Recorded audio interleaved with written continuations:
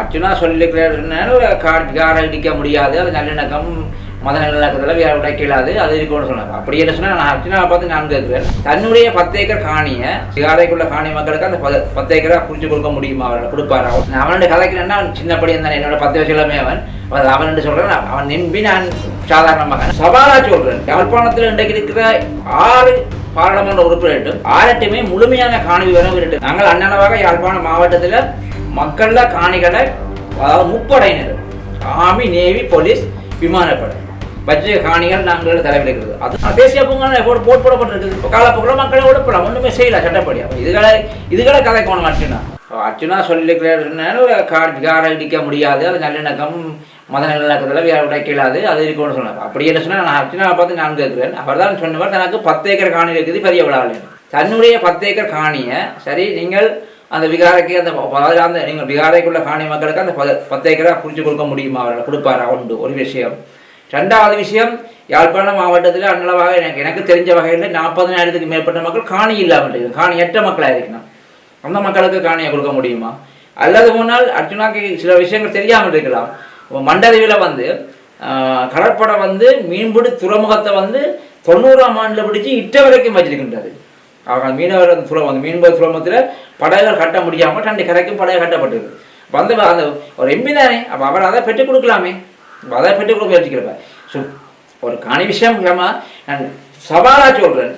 அது யாழ்ப்பாணத்தில் இன்றைக்கு இருக்கிற 6 பாராளுமன்ற உறுப்பினர்களும் 6ட்டுமே முழுமையான காணி விவரம் இருக்கிறது. இன்றைக்கு நாங்கள் வச்சிருக்க எங்கள்கிட்ட இருக்க விவரம் அவங்கள்ட்ட இல்லை.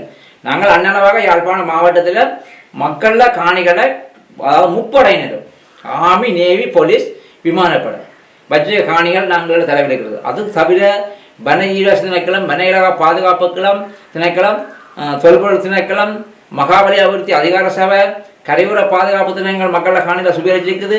அந்த காணி சுருக்கமாக சொல்ல போனால் உங்களுக்கு தெரியும், சுண்டி குளத்தில் இருந்து அதாவது கொக்குலா நாயாறு கொக்கு தொழுவா வரைக்கும், கொக்குலா வரைக்கும் அந்த கலப்பு பறவைகள் சரணாலயத்தில் கிட்டத்தட்ட 10 படி குறைஞ்சது 50-56 கிலோமீட்டர் தூரமான அந்த கலப்பு பிரதேசம். மக்கள் கால் பிடிக்கிற அந்த கலப்பு பிரதேசங்கள் பறவைகள் சரணாலயமாக்கப்பட்டிருக்குது. அங்கால பார்த்தா முல்லைத்தீவு கொக்குலாய்களை பார்த்தா அங்கால ஃபாரஸ்டின் பக்கம் ஒரு சிக்கல், அங்கால வனவிலக பாதுகாப்பு திணைக்கள், மற்ற தெய்வங்கள் 6 தொல்பொருள் திணைக்களங்கள், மகாபலி அபிவிருத்தி அதிகார சபை, எவ்வளோ பிரச்சனை. இந்த பிரச்சனைகள் சம்பந்தமாக யார்கிட்டையுமே ஒரு முழுமையான தரவில்லை, மாவட்ட ரீதியாக தரவில்லை. வடமாட்சி கிழக்கில் பெருநில பிறப்பு உங்களுக்கு தெரியும், ஃபைரஸ் கோட்டின்னு சொல்லப்படுற கோரியடியில் இருந்து A432 இருந்து A435 சுண்டுக்குளம் வரை பிரதேசம் தேசிய பூங்கான்றதை வேண்டப்படுத்தப்பட்டிருக்குது.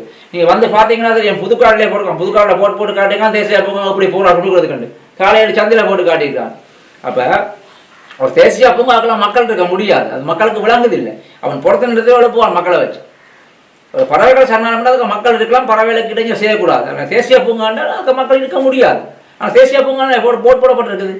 காலப்போக்கில் மக்களை ஒழுப்பலாம், ஒன்றுமே செய்யலாம் சட்டப்படி. அப்போ இதுகளை கதை கோணம் அடிச்சுனா இந்த விஷயங்கள் தெரியலைன்னா இந்த சம்பவம் விரட்டுக்கு வரும். அவர் வந்தானா கூட்ட காட்டுவோம் இங்கே என்ன பிரச்சனைக்கணும். அதுக்கு அப்பால இந்த வேலனையில் மண்கும்மால 600 ஏக்கர் காணி, 600 ஒரு தனியாருக்கு சொந்தமான 600 ஏக்கர் பரப்பு, 600 பரப்பு காணியை கலப்பட முகாம் அமைக்கப்பட்டிருக்கு. இதுகளை பற்றி கதைக்க இல்லை ஒரு மக்கள், இதெல்லாம் எடுத்து கொடுங்க சம்பந்தமாக. அதாவது தையிட்டி விகாரியை இடிப்பதற்காக அலவாங்கு கோடாரிகளுடன் பெருமாறு கௌரவ பாராளுமன்ற உறுப்பினர் கேந்திரகுமார் பொன்னம்பலம் அழைப்பு விடுத்ததாக போலி செய்தி உருவாகி இருந்தது. இதற்கு பின்னால் கௌரவ பாராளுமன்ற உறுப்பினர் அர்ச்சுனா ராமநாதன் இருக்கிறாரா? அது அவர் அர்ச்சுனா ராமநாதன் சில வேலை அப்படி கதைச்சதால அவரை சாட்டியும் யாரும் செய்திருக்கலாம். அதை நாங்கள் சிலமாக அவர் தான் சொல்ல முடியாது. ஆனால் அதுக்கப்புறம் அவரையும் இருக்கலாம், அல்லது அதுக்கு அவரை சாட்டி யாரும் செய்திருக்கலாம். அதை நாங்கள் சிலமாக அவர் தான் சொல்ல முடியாது. எனக்கு ஒரு சந்தேகம் ஒன்றுங்கன்னா அவனை கொலை வைக்கிறதுக்காக அவனையும் செய்திருக்கலாம். அவனுடைய கதைக்கிறேன்னா அவன் சின்னப்படி இருந்தான், என்னோட 10 வயசுலமே அவன் சொல்கிறேன். அவன் நம்பி நான் சாதாரணமாக அதான் அவன் சொன்ன அதில் குறையக்கூடாது, சின்னப்படுகிறவன் அப்போ அதில் குறையக்கூடாது, அதான் அவன் கதைச்சிட்டான். அதான் பிரச்சனை என்ன சொன்னால் அது அவன் அங்கே கொலை வைக்கிறதுக்காக வேண்டியும் சில பேர் செய்திருக்கலாம். எனக்காவது அந்த புலமாக பார்க்க அது வெளிநாட்டில் இருந்தாரோ 2 முட்டி மோத வைக்கிற மாதிரி தான் நான் பார்க்குறேன். அது 2 பேரும் மோதப்பாடு மாதிரி மோதிக்கொண்டா இருக்கிறோம். சில நான் 2 கதைக்கிறது நாளைக்கு இந்த வளர்த்த ஓடும் இந்த வளர்த்து வாங்கலாம், அது பிரச்சனை இல்லை. நான் அவர் காணி வேலம் தேவைன்னு சொன்னால் கொண்டே காட்டுறேன். நான் இந்த அனலதீவில் இருக்குது. அனலதீவில் வந்து அனலதீவு ராம்புதுறையில ஒரு தனிநபருக்கு சொந்தமான 4 பேருக்கு காணியில வந்து அவன் வினேவி இருக்கிறான். அந்த தனிநபர் இன்றைக்கு முருகாவத்துல வாழ வீட்டில் இருக்கிறார். அப்ப இந்த விஷயங்களே கதை கண்டிப்பா பார்க்கணும். அப்ப இதோட காணி விஷயம் தேவைன்னா என்ன கேட்கலாம், இதை கேட்டா காணி விஷயம் கொடுக்கலாம்.